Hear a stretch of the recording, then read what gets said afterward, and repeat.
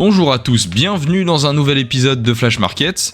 Comme vous le savez, c'est votre revue régulière des marchés boursiers qui vont vous permettre tout simplement d'être au courant des dernières informations sur les marchés boursiers et du coup de prendre des bonnes décisions pour votre patrimoine. Alors comme à notre habitude, on va toquer premièrement à la porte du SP500. La semaine dernière, on avait discuté des différentes raisons derrière le crash qu'on a connu récemment sur les marchés boursiers, comme vous le voyez ici, et on avait mentionné que cette crise a été sûrement artificielle et que le plus dur de la chute était peut-être derrière nous. Et bien comme notre bon vieux SP500 nous le montre, pour l'instant on suit tout doucement cette tendance finalement de rebond, et j'ai pas l'impression que le sentiment des investisseurs sur le marché se détériore énormément, mais simplement plutôt que la prudence reste encore présente. C'est pour ça d'ailleurs qu'on a donc cette semaine, comme vous le voyez, une progression plutôt timide des prix, mais qui reste tout de même une hausse, donc voilà, ça reste positif. Si on vient effectivement en graphique weekly, on voit bien qu'on a une hausse, mais par contre elle est vraiment très timide. Donc la prudence reste le maître mot, mais on n'a pas non plus un sentiment de marché qui est totalement détérioré comme on l'avait ici par rapport à l'économie américaine. Et alors justement, cette continuation haussière, qui a déjà été amorcée par ces deux énormes bougies vertes sur les semaines précédentes, elle est non seulement due à la pause de l'application des tarifs, donc les tarifs douaniers qui ont été imposés par Trump, et qui ont donc été mis en pause pendant 90 jours, mais elle est aussi due en fait à des négociations qui commencent à avoir lieu avec les partenaires commerciaux des États-Unis, ou alors qui sont prévues pour une date ultérieure. Les Américains, ils sont actuellement en train de négocier avec les Chinois sur les droits de douane qu'ils se sont mutuellement imposés en Suisse à Genève, et donc possiblement de les réduire puisqu'ils étaient totalement exorbitants, au-delà de 100% pour les deux pays. C'est donc plutôt positif pour les marchés américains parce que les investisseurs, ils préfèrent toujours voir des discussions plutôt qu'une confrontation qui continue. Et cette négociation, voilà, elle est absolument nécessaire parce que les deux pays se sont imposés des tarifs qui sont au-delà de 100%. Et ça, c'est pas économiquement viable, à mon avis. Quand les droits de douane ils sont aussi hauts, ça s'apparente plutôt à une guerre commerciale et pas vraiment une tentative d'utiliser les droits de douane comme une manière de renforcer certains secteurs économiques nationaux par une intervention de l'État. Par ailleurs, les États-Unis, ils ont aussi réduit cette semaine les droits de douane initialement prévus sur certaines voitures et des exportations de métal britannique. On est passé de 25% de droits de douane à 10% sur à peu près 100 000 véhicules à l'année pour des marques telles que Rolls-Royce, Jaguar ou Range Rover. D'ailleurs, ça me donne envie d'en profiter pour vous montrer à quel point les marchés ils sont la plupart du temps efficients, c'est-à-dire qu'ils adaptent la valorisation des entreprises quasiment à la minute près lorsqu'une nouvelle économique apparaît et concerne l'entreprise en question. En fait, l'annonce sur les droits de douane sur les véhicules britanniques, donc qui est positive, est survenue le 8 mai. Et du coup, si on s'intéresse au cours de l'action Rolls-Royce, qui est donc concernée par cette news économique, on se rend compte que comme par hasard, ce jour-là, le 8 mai, l'action Rolls-Royce a pris 3,66% avec un pic, comme on le voit avec la mèche verte ici, à 4,24%. Et ça vous montre à quel point les acteurs du marché qui ont une influence sur celui-ci, c'est-à-dire les gérants de portefeuille, comme je le dis assez souvent, sont très rapidement au courant des informations et les incorporent directement dans la valorisation de l'entreprise. Finalement, c'est ici qu'on prend peut-être conscience qu'il est assez difficile de faire de la spéculation lorsque le marché est aussi efficace, mais ça montre aussi que si on est assez vif, on peut comprendre comment ces gérants de portefeuille réagissent en fonction des informations qui apparaissent et les suivre dans leur démarche pour récupérer quelques miettes qui, à notre échelle d'investisseur particulier, peut représenter parfois des sommes intéressantes. En fait, vous avez toujours deux choix sur les marchés. Soit vous vous positionnez en tant qu'investisseur long terme et vous ne vous souciez pas des mouvements à court terme sur le marché. Donc vous allez investir sur des valeurs sûres comme Coca-Cola, McDonald's et vous laissez le temps faire le travail à votre place. Soit vous cherchez à gagner plus et plus vite et vous tentez de spéculer comme le font les professionnels avec leur portefeuille qui ont un horizon d'investissement beaucoup plus court. Mais il faut garder en tête que statistiquement un investisseur il gagne toujours plus sur le long terme qu'un trader, même si voilà, certains traders excellents arrivent à contredire ce constat. Alors si on retourne désormais sur le graphique du SP500 pour savoir à partir de quel niveau de prix on peut considérer que le sentiment de marché est de nouveau positif, eh bien comme vous le voyez, le prix nous montre que la confiance effectivement elle augmente chez les investisseurs grâce aux négociations qui sont en train de débuter et puis grâce à la pause des tarifs. Mais voilà, la prudence comme je le disais juste avant est quand même le maître mot parce qu'on observe une stagnation de la hausse, une stagnation des prix. Malgré ça, il est fort probable qu'on assiste ensuite, si on vient dépasser ce niveau-là fermement, c'est-à-dire c'est-à-dire avec des bougies très fortes haussières. Il est fort probable qu'on assiste ensuite du coup à une reprise haussière plus durable, puisque on ne sera pas sur un rebond technique comme on peut voir ici, mais sur une réelle reprise haussière qui est provoquée par une baisse des tensions entre les États-Unis et ses partenaires commerciaux, et donc finalement ça traduit derrière une amélioration plus durable du sentiment des investisseurs sur le marché américain. Donc ce niveau, il est à surveiller sérieusement pour ceux qui font de la spéculation. Évidemment, c'est pas un conseil en investissement, hein. L'analyse technique c'est très complexe à manier, c'est fortement lié à la psychologie complexe des acteurs sur le marché, mais voilà, je vous partage tout de même mon avis pour vous apporter une analyse supplémentaire à la vôtre, et ça vous donne une vision à ajouter dans vos prises de décision.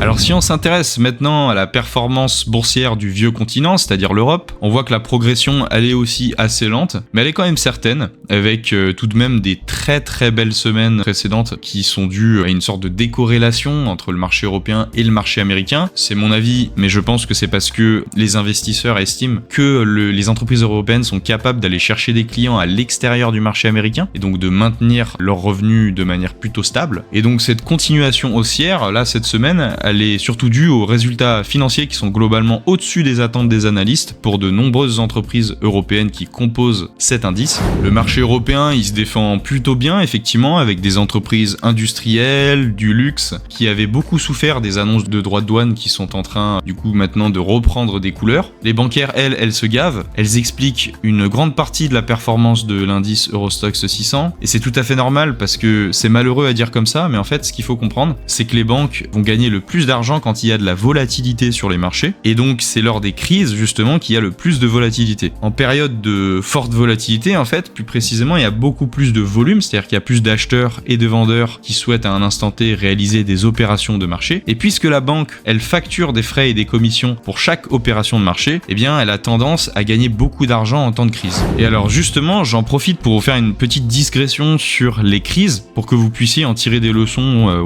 potentiellement utiles pour vos stratégies personnelles. Il y a une citation que j'aime bien et qui résume parfaitement ma vision sur l'apparition fréquente des crises économiques. Cette citation, c'est une citation de Mark Twain, un écrivain américain du 19e siècle, qui l'a proposée. Et en fait, elle dit que l'histoire ne se répète pas, mais par contre qu'elle rime. Sur les marchés boursiers, ça signifie que les crises, elles auront toujours une origine différente, qui les rendra très difficiles à prédire. Donc l'histoire ne se répète pas, mais par contre, on peut retenir qu'il y aura toujours des crises et qu'elles auront un schéma similaire. Et justement, que ce soit la crise des subprimes, la crise de 1929 ou la bulle Internet, ces crises étaient effectivement toutes liées à un sujet initial différent, des investissements dans des prêts immobiliers à des personnes insolvables, ou alors une euphorie dans le secteur technologique pour la bulle Internet. Mais le schéma menant à ces crises est le même, et Minsky, un économiste de renom, l'a très bien compris. En fait, les crises économiques, elles auront toujours lieu parce que l'humain lui-même est cyclique par ses émotions. Minsky, il nous expliquait que les crises sont quasiment tout le temps dues à une mauvaise allocation du capital à un moment donné. Ça veut dire qu'au bout d'un moment, en période de croissance économique, les banques, les chefs d'entreprise et puis de manière générale les grands décideurs de ce monde vont prendre une telle confiance en l'avenir qu'ils vont commencer à investir, donc à allouer du capital aux mauvais projets, à prêter de l'argent aux mauvaises personnes ou aux mauvaises entreprises. Va donc y avoir ensuite des difficultés de remboursement quand la réalité va frapper à la porte, et donc ensuite une crise par réaction en chaîne qui va déséquilibrer la répartition de la richesse. Des gens vont perdre leur boulot et descendre dans la rue parce que ces dirigeants se sont fait avoir tout simplement par leur biais de confiance en l'avenir. Ensuite, après la crise, une relance économique est lancée, et ces mêmes erreurs malheureusement seront reproduites quelques années plus tard par les nouveaux dirigeants de ces institutions qui ont un rôle majeur, parce que ces nouveaux dirigeants n'ont pas vécu de crise et donc n'ont pas encore l'expérience nécessaire pour faire face à leur biais de confiance qui va leur tomber sur le nez. Donc ce qu'il faut retenir, c'est que même si on ne peut pas prédire une crise, on peut comprendre pourquoi il y en aura toujours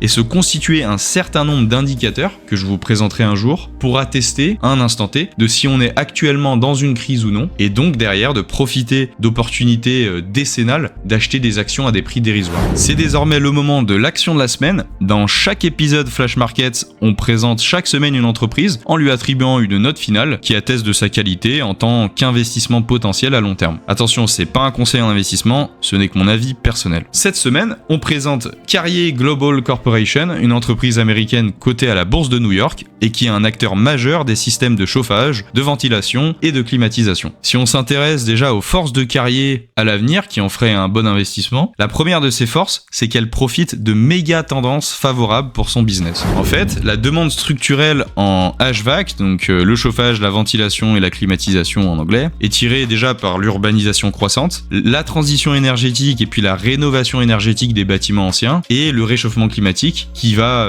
malheureusement accroître la demande en climatisation. Donc le marché au sens large, déjà, il a de très beaux jours devant lui. En plus de ça, Carrier, c'est un des leaders sur ce marché, à la 5e place avec 5,7% de part de marché. Donc ça lui donne à cette entreprise une assise suffisante pour aller chercher cette croissance que le secteur va connaître. Au-delà de ça, Carrier cherche aussi à se diversifier dans des services pour venir augmenter ses marges parce que les prestations de services sont en général associées à des marges plus importantes, en proposant par exemple des prestations comme le Cooling as a Service qui permet aux entreprises de payer par un système d'abonnement leurs prestations énergétiques et de climatisation. Côté résultats et santé financière, Carrier se porte très bien. L'entreprise a une profitabilité opérationnelle très bonne avec une marge opérationnelle de 10,3%, ce qui est très bon dans ce secteur. Elle offre aussi une profitabilité pour les capitaux investis par les actionnaires de 17,73%, ce qui est très haut et ce qui donc va lui permettre d'attirer de nouveaux fonds si besoin pour investir parce qu'elle est capable de convertir ces fonds en des revenus solides. Les cash flows qui sont générés par l'entreprise, eux aussi, sont très solides, ce qui limite son risque de solvabilité et lui permet de s'autofinancer et derrière de payer aussi des dividendes sans aucun souci pour rémunérer les investisseurs régulièrement. Il faut quand même identifier des limites pour chaque entreprise que l'on analyse et côté faiblesse, je tiens quand même à dire que la concurrence elle est forte dans ce secteur comme on l'a vu auparavant. C'est aussi une action qui est cyclique, c'est-à-dire qu'elle perd en valeur lors des ralentissements économiques, donc c'est important d'être vigilant sur ce point-là. L'entreprise elle prend aussi pas mal de risques en rachetant de nombreuses sociétés régulièrement, ce qui peut être à la fois un catalyseur de croissance mais comme un élément qui peut être aussi affaiblissant si les choix d'achat d'entreprise sont mauvais. Et de manière générale, pour toutes les entreprises de ce secteur, il y a quand même une pression réglementaire assez forte derrière le challenge de la transition énergétique qui peut représenter un danger, tout comme être une opportunité. Donc ça aussi, c'est à double tranchant et il faut vigiler cet aspect du marché. Côté graphique, à long terme, l'entreprise, elle est plutôt solide. La force financière et sectorielle de Carrier se traduit très bien dans la courbe. On voit une très belle performance depuis que l'entreprise est cotée sur le New York Stock Exchange. Donc à long terme, au vu de ce qu'on s'est dit juste avant, ça a l'air d'être une valeur sûre. Pour ceux par contre qui cherchent un point d'entrée à plus court terme pour spéculer, pour moi on est déjà ici dans une bonne zone d'achat. Pourquoi ? Parce que tout simplement on a vécu un marché haussier très important sur l'action récemment et on vient tout juste d'entamer un retracement qui a l'air d'être en train de se retourner. Donc sur un horizon 3 ans, c'est une bonne zone d'achat. Après, comme vous le savez, il vaut mieux acheter en plusieurs fois pour éviter le piège d'acheter au pire endroit. Donc une bonne idée pour racheter massivement cette action, ça serait d'attendre une hausse importante des taux d'intérêt américains à l'avenir, tout simplement parce que ça ralentirait le business dans le monde de la construction. Et oui, parce que les taux d'intérêt donc sur les crédits immobiliers seraient plus élevés. Et puisque Carrier est fortement lié au volume de nouvelles constructions immobilières pour vendre ses produits, ce serait une bonne opportunité d'achat à ce moment-là sur l'action Carrier, puisque mécaniquement, elle souffrerait de cette baisse de la demande du secteur de la construction. Donc en résumé, entrer maintenant, ce n'est pas une mauvaise idée, puisqu'on vient juste de subir un beau retracement sur le cours, accentué par la crise américaine sur les tarifs douaniers, mais il est intéressant d'acheter en plusieurs fois l'action pour lisser le risque, et donc attendre une hausse des taux peut être une bonne idée pour investir le reste de la somme que vous voulez mettre sur cette action. Encore une fois, ce n'est pas un conseil en investissement, et je ne vous partage que mon avis. Voilà, c'en est terminé pour cet épisode de Flash Markets, j'espère qu'il vous a plu. Dites-moi comment vous vous positionnez par rapport à l'état de la crise actuelle des tarifs douaniers de Donald Trump. Est-ce que vous êtes plutôt en achat ou encore très prudent? Et je vous dis à très bientôt pour une nouvelle vidéo Flash Markets. Ciao!